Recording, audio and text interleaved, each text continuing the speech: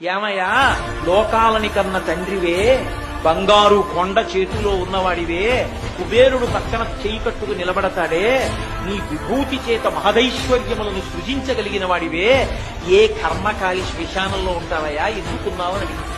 పార్వతి, నా కర్మ కాలి కాదు, నాకు చేత కాక కాదు, నాకో 100 గజాల స్థలం లేక కాదు, ఈ సమస్త భూమండలం నాది, అన్ని బ్రహ్మాండములు నాది. ఎందుకున్నానో తెలుసా? 2 కారణములకున్నాను. నా అంతవాణ్ణి నేను తెల్లగా ఉంటాను, పొడుగ్గా ఉంటాను, నాకు ఇంత పాండిత్యం వచ్చు, నాకు ఇన్ని ఉపన్యాసాలు చెప్పాను, ఇంత బాగా నటించాను, ఇంత ఐశ్వర్యం ఉంది, ఇంత పెద్ద ఉద్యోగస్తుడిని, ఇంత అధికారిని, ఇన్ని చెప్పుకున్న వాడి ఊపిరి వెళ్ళిపోయాక వాణ్ణి తీసుకొచ్చి కొడుకు కట్టెల్లో పెట్టి అగ్నిహోత్రంలో వేల్చి కపాలం పగిలిపోయాక ఇంటికి వెళ్ళిపోతాడు స్నానం చేసి. అప్పుడు ఆ జీవుడు శరీరంలోంచి పైకి లేచి నిల్చుంటాడు. ఈ చుట్టూ ఉగ్రమైన భూతగణములను చూస్తాడు.